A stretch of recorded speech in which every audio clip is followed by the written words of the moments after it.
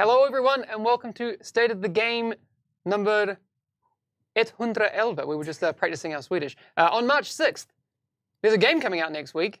Crazy. Also, fun fact, 111 is the emergency services number in New Zealand if you ever get stuck.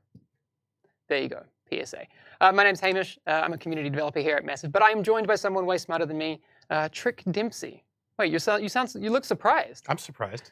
Well, you are way smarter than me. Yeah, you get to deal with all of the intricacies of making a game that is coming out next week. I'm good at numbers and systems. That don't make me smart. It makes me good at numbers and systems. Trick, just for the people at home, what do you do here? I mean, numbers. How long have you been at Massive for? Oh my gosh. I've been at Massive since almost 2 years now. Just shy of 2 years. Mm-hmm. Before that? Prior to that, I was at NCSoft, and I've been at Rockstar. Worked on the first Red Dead Redemption, and technically the start of Red Dead Redemption 2, like in the conception phases. Before that, Brothers in Arms, and I was on a game called Defiance. That was an MMO, action MMO with Sci-Fi Channel. I remember that one.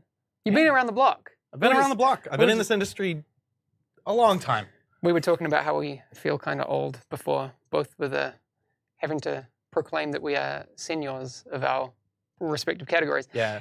Anyway. The Chiron said senior, and I was just like, oh no, it's true. Every part of it's true. I'm old.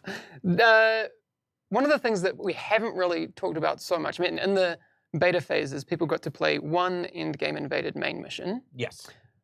But that's really just the tip of the iceberg about Endgame. There's a whole lot more in there, and we thought today we'd use this opportunity not to spoil anything, but give people a bit of an expectation of what they can get into come next week. Doing my best when plot happens to say the word plot happens, or I guess the phrase plot happens, rather than the thing that actually happens. Exactly. So we'll be vague where we need to, but be specific when we can. So stick around and we'll show you what that means. So the thing I think, and I guess it's similar to the Division 1 in this way, a lot of people who are either new to the Division, especially later on when we'd added more systems, their map would go crazy once they hit level 30. Right? I mean, that's true. Yeah. Uh-huh. So I kind of want to, in this stream today, take people through what happens once I hit level 30 and see what that means for players in the Division 2. So yes. Do you want a direct answer? What happens exactly when you hit level 30, like right away? Or do you want to? Yes, as long as we can stay away from the spoilers. All right. Yeah. So there is during the main campaign of the game, you're playing through a bunch of missions. You play through a handful of strongholds. And then the final stronghold, though, for the main campaign of the game is locked until you have reached level 30. So level 30, a fancy little animation will play. Stronghold unlocked. It'll say where it is. You'll get a snippet of the briefing for that. And that's actually like sort of a laser-focused moment. At that point, you've been leveling up. You've been completing missions. The narrative is all leading to this one specific place, and you're going to have your big climactic fight. Level 30, the map doesn't blossom into murderous nonsense. Okay, so just rewinding a little bit, because we've mentioned strongholds like on the stream a little bit, but not really talked about them. What is the difference from a stronghold and a mission? Are they just like extra serious missions, or I mean, what can people expect from strongholds? So what's interesting is like right at the start of the game, we allow the player to know about the existence of the strongholds. So they get marked on the map. You're told what they are, their importance to each of the enemy factions that appear inside of the game, and you're told you can't handle this, and you can't. You'll get murdered. You're dead. Can you even try? Like, they all have some sort of physical barrier preventing you from getting very far into them, but they have some defenses there arranged, depending on the fiction of them. One of them in particular, no, I don't think you could get into it. I think you'll be dead. But, guys, try when the game goes live. Go for gold. Go for gold. But you see, I need to defeat these missions in order to get into this one, these missions to get into this one, and then one of them says these missions and be level 30, so you know which one comes last. Spoiler warning in the game itself. Okay, cool. And then you do fight them. They are bigger, meaner missions. So like every mission, though, they have the full mission features. They've got all the difficulty selectable once you've beaten them in story. Like all of that stuff is in there, checkpoints and familiar things. But we wanted to call out that they're bigger and meaner. They have significant plot. They're very significant to the plot of the game. And like we will use them throughout the course of events in the game as the focal points. We say, this is big and significant. It will never be insignificant. Okay, so let's say I've finished that stronghold that is locked behind level 30, the last stronghold in the campaign. Yes. The last thing you do in the campaign. Mm-hmm. What happens then? All right, so you've completed that, and plot happens. There's a celebration. Congrats, you've beaten the game! Yay. Hooray! That celebration does not last particularly long. Debated. More plot happens. Oh my god. And then you are taken to the map, and you can actually see this sort of like, almost like blood running down the streets as the city is invaded. You see the final stronghold, Tidal Basin, you become aware of now. Mm-hmm. And then you see it reach its tendrils out into the 3 other strongholds that exist. And then you can see the missions that are essentially defending those strongholds. Okay. So let's just take a little bit of a beat there, because obviously then there's stronghold stuff that we need to do. But I'm level 30. I want to explore the world. Can we just take a look? We have a prepared video. Can we roll tape? Of the difference between what a level 15 map looks like and then some of the things that you'll get to see once you're level 30. And there's a bunch of stuff in there. So if World Tier 1. Yes.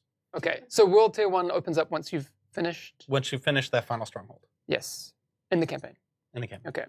So here we see level 15. And people kind of, that might look a little bit familiar from the beta, not the zones, but the look of it. So we get a lot more red once we are in World Tier 1. What becomes available to players in World Tier 1 outside of those things? So I'm thinking living world system and all of that. Yeah, so like a lot of stuff suddenly changes inside the living world because Black Tusk has taken over, those main missions. They've taken over all of the strongholds. All of the factions are forced onto the street. So you've taken over control points in the past. That's happened during the course of the campaign, and those were permanent. And now, once the invasion starts, now they've become fully dynamic. So they're instantly taken over by all of the factions because that's where they live now. Their homes are taken over by the Black Tusk.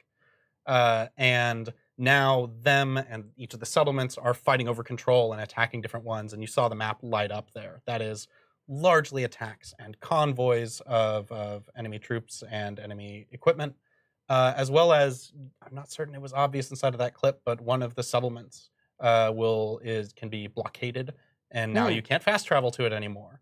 You have to lift that blockade by actually doing an event and taking over the blockade.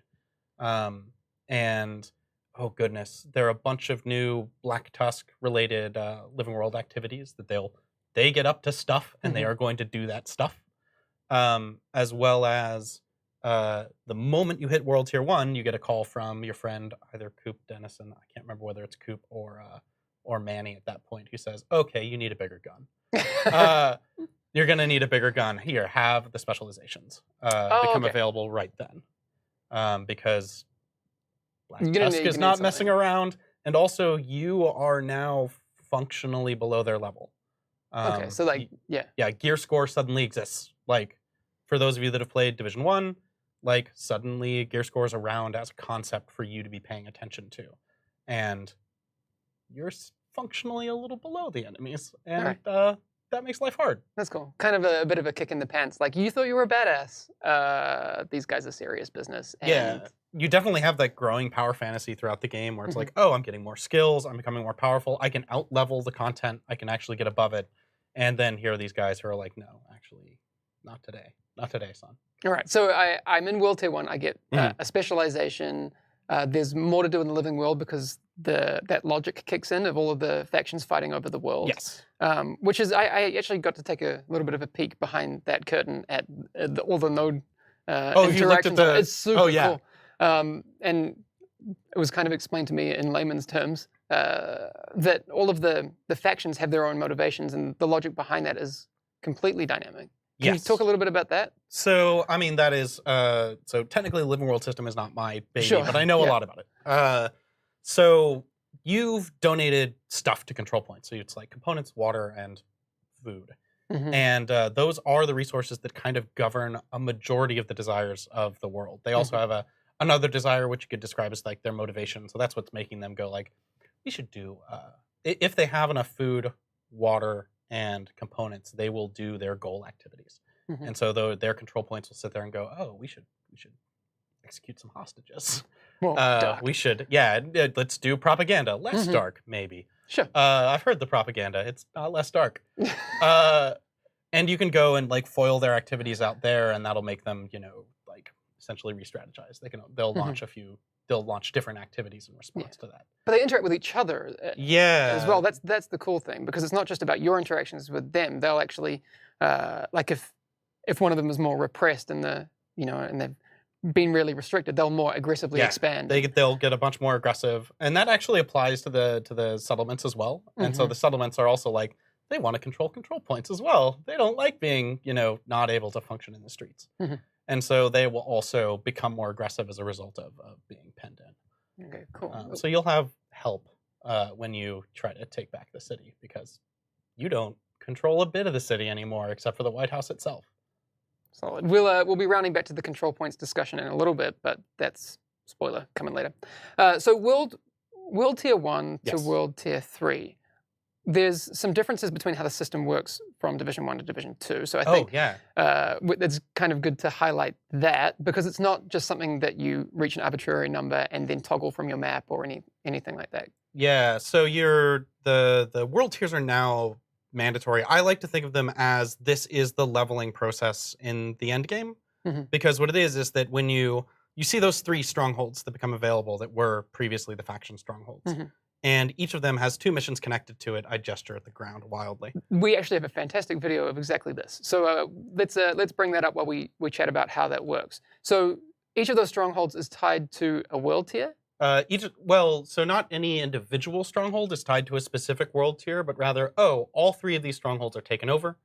They each have 2 missions that are locking them, and they have a required gear score. On world tier 1, that required gear score is 275 for any of the strongholds. But you could choose any of those strongholds as your first target. Exactly. Okay, but they are locked by 2 specific missions. Specific, like invaded missions. Okay. So you have to take out those 2 invaded missions. That unlocks the stronghold if you've got enough gear score, which if you do some side activities, you'll get there in time. And then you can do the stronghold itself. When you complete the stronghold, it's, this transition timer comes up. It says, hey, get your loot. You got 60 seconds. And then congratulations, you're in World Tier 2. Okay. And that process repeats, for each of the different strongholds in that sort of escalation. And you'll actually see changes in the world, because when you take out a stronghold, all of the name zones around it cease being invaded. You'll see a lot less Black Tusk activity in them. You'll see more, you'll be able to see more friendly activity, assuming that you've taken back a lot of control points. If not, you'll see a lot of faction activity. Congratulations. Sure. It's the True Sons, your best friends. Yeah, I like them. Apart from the fact that they go prone. Dick. I love that they go prone. It's hilarious. So I've taken out the stronghold. My world tier gets bumped up to the next one. Yes. So we're now world tier 2. Enemies, basically, they get higher gear score as well? Yeah, functionally they get higher gear score. Yeah. All right, and then all of the activities bumped up as well. And so you've got like that pattern persists until you have completed all 3 of the strongholds and you reach World Tier 4. Okay. Some new and interesting things happen in World Tier 4, though. Yeah, and I've realized I skipped something that technically unlocks in World Tier 1, which is... let's go back. Because I realized that we're going to get to bounties later. Yes. But there's a character you meet during the course of the campaign who is lovingly called the Snitch. Real name Jared Nash. Real nice guy. And you can talk to him to get bounties, because for some reason he just knows the people who need to die. Cool. Nothing troubling about that at all. Once you reach World Tier 1, talking to him will reveal the next appearance of his best friend, Cassie Mendoza, the Gunrunner. And this is cool. And we haven't talked about this yet. I'm super excited about this. For people who want to identify the Snitch, my favorite part is that he kind of looks like Hunter S. Thompson in Fear and Loathing. He's rocking a fancy hat and a short sleeve Hawaiian. And he's shuffling a deck of cards, which is oddly also significant to the game, because there is a card deck related... I don't know. Should I go into that at all? Let's come back to the deck of 52 in a little bit, because that's kind of a bonus to me. We're getting deep into it. So the Snitch shows up during your 1 to 30 experience. Yes. At some point. Yeah. A plot thing happens, and now the Snitch is around. All right. But, so Cassie Mendoza, who's the gun runner, Yes. is a vendor that is on the map somewhere at certain times and has some serious... Yeah, she's selling equipment. serious kit. She's like always got a named weapon. Mhm. She'll always have a mix of a few very good items. Mhm. She keeps her stock, I believe, for a week, but Mhm. she can appear every day and a half. But you will not be able to find her location, even if you know where it is online, unless you found the snitch. So And she so- won't spawn. She won't spawn. She's not Okay. in your world unless you have found the snitch. Okay, apparently Or- chat's asking, is this story content? Are these story spoilers? No. No. These are not story spoilers. These are kind of like side things. So we've been very careful. We've actually talked about this a lot to make sure we don't give you any spoilers. But yes, you do want to know about Cassie. I'm sorry, I might have touched my microphone. Good job. I'm very ignorant when it comes to things that are in the game. So this is all new to me. I'm putting my faith in Trick here to make sure that we get no spoilers, and I'm Yeah. confident that we're good. So Yeah, I'm doing my best to both be cryptic and I think sufficiently cryptic that you may not notice when it happens in the game. yes. Okay. Cassie has some serious kit. Yep. We'll talk more in the future about her actual reset timer. But the thing to know is, and this was kind of worrying to me, like if you're in a specific time zone, you won't necessarily be asleep every time she spawns. Yeah, We want to make sure everyone gets a chance to. Yeah, she cycles interact. every day and a half. So she's, essentially, a 12-hour difference. So people on in the Eastern Hemisphere and the Western Hemisphere will have equal chances of running into her Cool. at a convenient time. I like that. That makes me very happy. Yeah, I Okay. like also when you find her location, it gives a countdown to when she will appear. So you can be Mhm. like, oh, I do want to be home at 6 Mhm. to catch her and buy whatever crazy weapon it is that she's selling. So she will show up at World Tier 1. Yes, she Okay. starts showing up at World Tier 1. All right. And I guess the gear she has in her inventory will scale to World Tier 1, 2, 3, and 4. Yes, correct. And so, yes, if you buy her named weapon at World Tier 1, it is a World Tier 1 version of that named weapon. Okay. So you'll need to continue to pursue her as you get into World Tiers 4 and 5. Cool. Makes sense. The deck of 52 that the Snitch has. Let's talk a little bit about that before we talk about the other activities in World Tier 4. Okay. Yes. We mentioned it before that there were 52. Well, actually, there's more. Anyway, okay. You explain it. Because I'm going to say something wrong. So the deck of 52 is 52 named bosses. Each suit of cards is dedicated to a faction inside of the game, Mhm. and they are wandering the world for the players to encounter. These are similar to Division 1's named enemies in the Yeah, open they're world? kind of. I mean, long live the Bullet King. Yeah. And some enterprising people during the closed beta have Mhm. encountered some. They were not inside of the open beta because reasons. And they are a collection of sorts that Mhm. you can encounter them. There are rules for what causes you to encounter them and where, but they are in the open world. They're not messing around. Mhm. The royals of that suit of cards are just outlandishly dangerous. How will I come across them? Because I mean, in the Division 1, you had 15 open world ones, again, outside of the Dark Zone, in the living world, and they would respawn on a timer. These are different in that once you've killed them. Once you've killed them, you're not going to encounter that same one again Okay. until you've taken out all 52. Okay. So you're not going to get repeats inside of the set. And you actually do get the card off of Mhm. them, which I guess they're carrying their own card, and let's not think about that too much. Whoa, self-important much. That's terrible implication that Jared Nash has given them all a card and been like, there's going to be someone It's gonna coming be for a you. treasure hunt. I try not to think about it too much.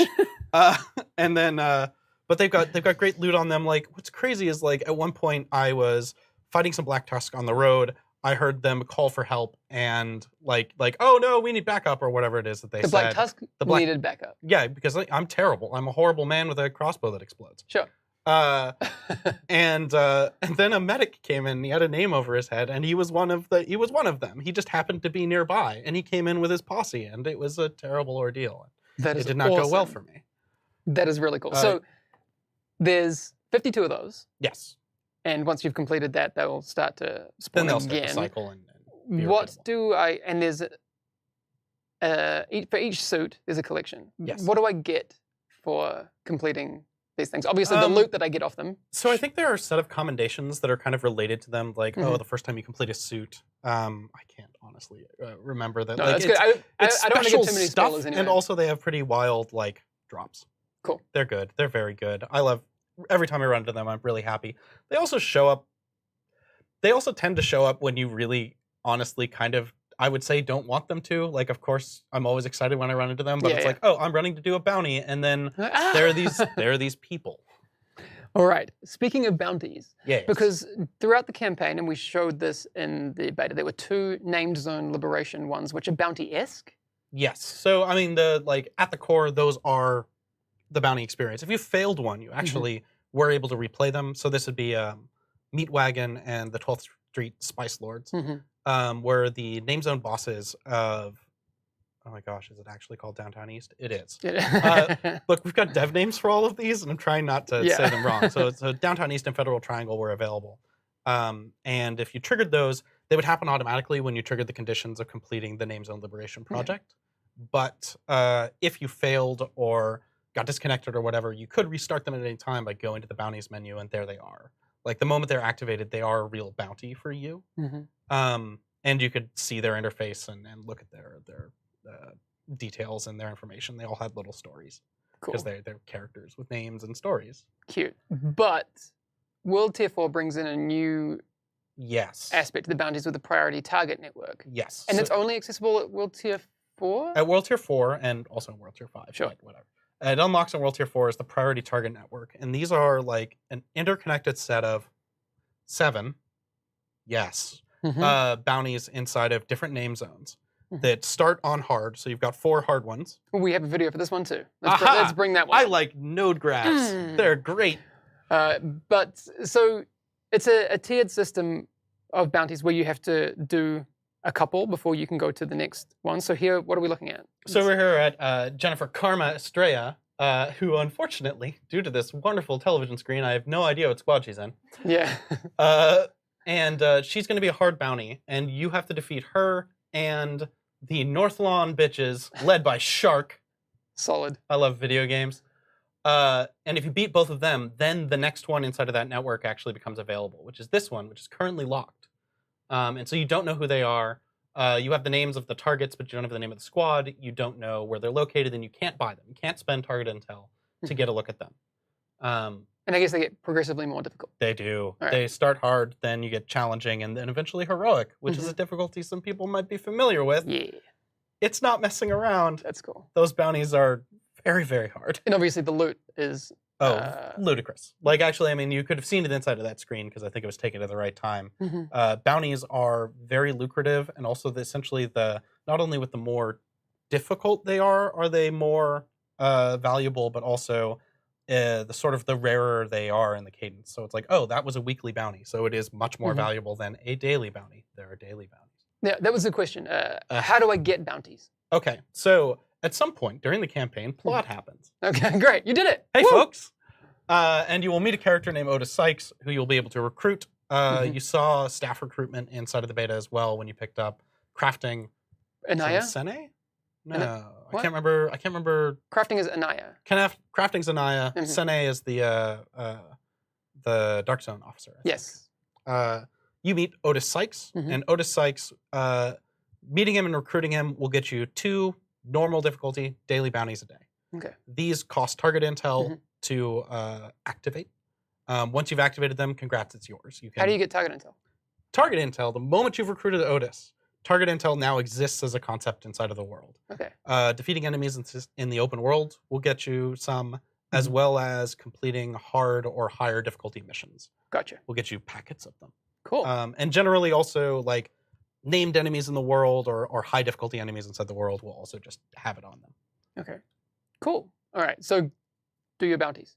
Okay. So you've got your 2 daily bounties, but as people may have noticed inside of the beta, there was also a perk that you could buy inside of the at Coop, right? At Coop, yes, yeah. Coop. And that had 2 upgrades on it. One adds a hard bounty to your daily bounty pool, and one adds a challenging bounty. Cool. So eventually you've got the 4 bounties that you can pick up each day by either speaking to Otis at the Boo or inside of each of the safe houses. As soon as you've recruited Otis, there's a map of the city that you can interact with to be like, oh, hey, I want to know about my bounties. And you discover them from doing that.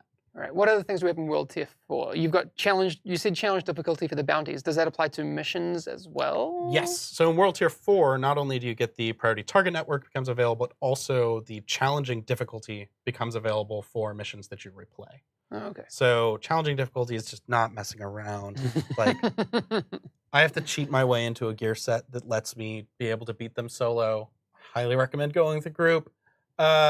It's something, and it's really lucrative, but it's also just like not messing around. I love it. I like a challenge. I'm a bit of a masochist, so it's so tough. Like what's funny is like I warm up to the challenge missions because like a mission's like, oh, this is a significant chunk of time, and so like a challenging bounty is shorter than a mission, and so I can be like, oh, I'm going to go to a safe house. I'm going to make certain I've got all of my kit. I'm going to go pick on some people inside the open world so that I've got all of my specialization ammo that I can carry. And then I'll go do a challenging bounty and I'll be like, okay, I can do this. I cannot do that same process to a mission because after all, the missions are longer than that and I will run out of all of my stuff. Probably good to have some friends. Yeah. Or I mean, like, let's be real. There are people who are way better than us at this game. Yeah. So I'm sure there are people who can solo challenging. I mean, we know people solo stuff that we never expected them to be able to because you are crazy. Yeah, it's true. You are crazy. All right. So, priority missions, what are those? I left out World Tier 1. I left out a thing. So now here we are. So priority missions, if you remember the mission assignments from Division 1, that said, oh, defeat this mission on hard. Oh, defeat this mission on challenge. Those make their return inside of World Tier 4, and they say, oh, do this on hard or harder, do this on challenge or harder. And these provide like just extra rewards. These are sort of subcategory of objects in the game called a project, which we're also in the beta. Yep. And so this is an extension of those, and they use some of the same logic. However, because they come directly from the Division network, you don't have to go turn them into a person afterwards. Oh, cool. Only the settlements have the concept of, oh, I've got to go hand this thing in because these guys need this stuff and they need to give me my rewards. Starting in World Tier 1, I left this out. You actually get daily and weekly projects from the different settlements. But unlike the daily missions, which are like, oh, everybody has go to Jefferson Trade Center on hard. Everybody in the whole world has that. The daily and weekly projects are, I would describe them as like akin to like Hearthstone's quests when they launched. Everybody has their queue of them, and they're all trying to do different things. And so it's this huge library of dailies and this huge library of weeklies.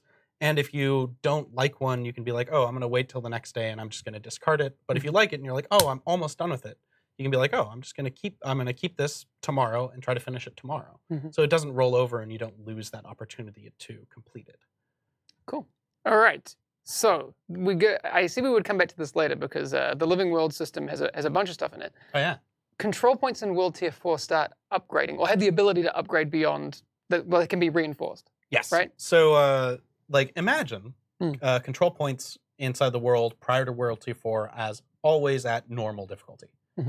And you'll notice suddenly, like, you get to the World Tier 4 map, and you go and you highlight a control point, and you see that actually around it, all of the activities that the enemies are running have little +1 symbols next to them. Or some of them, if they're like very difficult activities, will say +2. And then you'll notice on the control point itself, oh, it says that it's at alert level 1. Man, I hope that's still the term. Okay. When you defeat one of those activities, oh, it's going to go up by that number. So it's like, oh, I defeated the +1 activity. It goes. So if you piss them off enough, they'll be like, oh, we got to reinforce our control point. Yeah, exactly. Like the fiction of it is, it's like, oh, we foiled their attack there. They're now on a higher alert. Got on the radio. They're called up their pals, and their pals have come to reinforce them. Yeah. That actually mechanically means that, like, oh, it's level 2. That is now a hard control point. Okay. Oh, and you upgrade it to level 3. Oh, it's challenging, and then heroic. And that is the difficulties making their way into the world. Okay. That also means that supply room inside of there is getting more and more stuff in that big orange chest. Okay, so it can go to the 4th reinforcement. Yes. So 1, 2, 3, 4 is heroic. 4 is heroic. And then that loot room is stacked. And that loot room is stacked. Okay. Like, I keep being surprised when I open those, but at the same time, like, I've You've done I've something. been living in the endgame gear loop for, weeks now. And it is just like, okay, oh, that stat looks interesting. I'm going to keep this for that stat. Oh, that's a good talent. I'm going to keep it for that talent.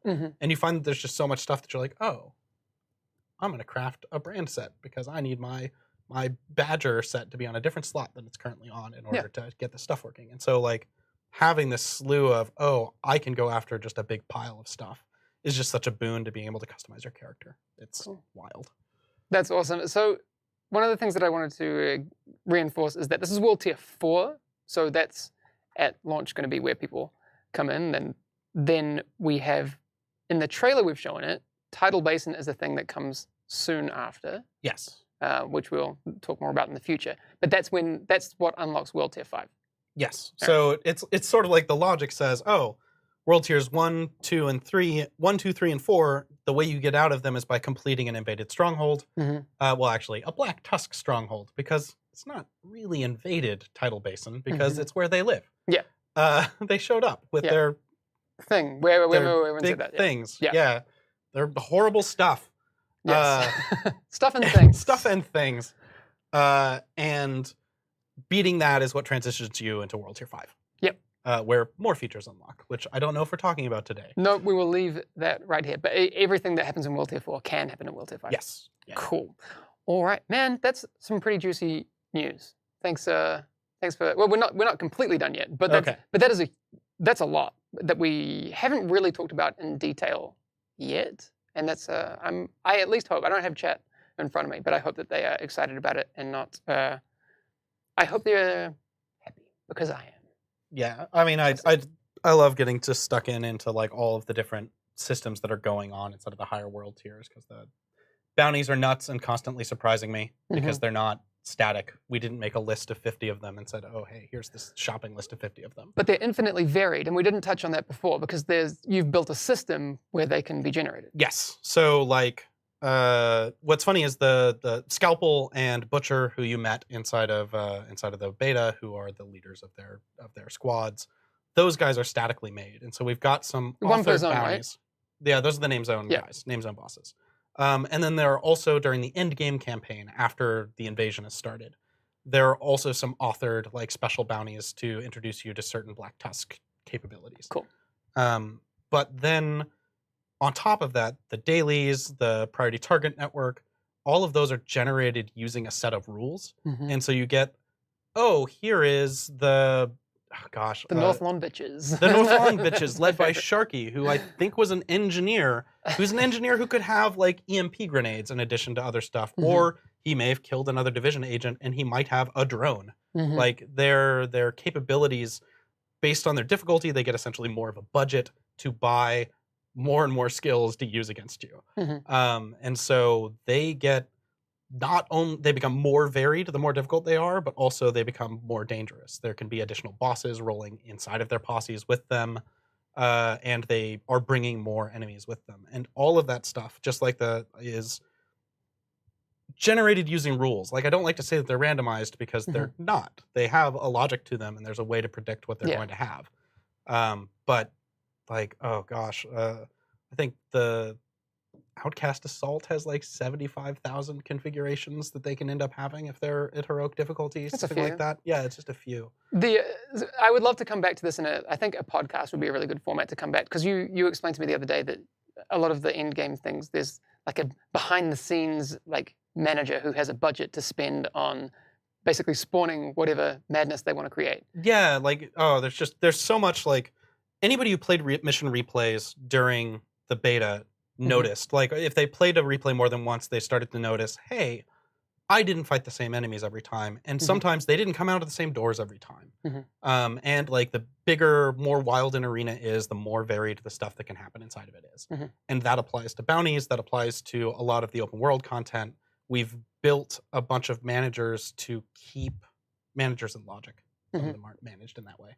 To keep things fresh, but also to be like, oh, here is a balanced piece of content that we know about. Yeah. Like true randomness sucks because it does nasty things to you. And so we try to build it to say, like, oh, here's a good thing. Let's use that and make certain that that is one of the tools that the enemies are able to employ. And we just keep that logic going and built this whole system or systems and systems of being able to say, like, oh, this is a mutable, changeable place, but we try to stop it from being unfair because we've tested the individual parts well. Cool. I can't wait for people to really get stuck in the end game. We are running overtime. This is usually scheduled for about half an hour, but we're going to wrap things up now. I just want to remind people that to do the shots of the week that we're going to be, after the launch of the game, making a little bit of a thing of and giving people the chance to win prizes, you can use, and I think I've put the right hashtag on this asset. We'll pull it up. Hashtag TheDivision2 photos is what you want to tag your things with on Twitter for the photo mode. Make sure you do that, and then we're going to feature them in our weekly live streams very soon. And once a month, we'll be giving away Division 2 stuff. And there's lots of cool things that we can give away, so don't forget to do that. We have, also I want to show off before we head to go home, because it's the end of the workday, some agent highlights. And can we bring up these three? Because they're super freaking cool. Oh, that is rad. That Vector from Umber is insane. And Hack Curios has an insane cosplay. And I love that art from Vector Ek.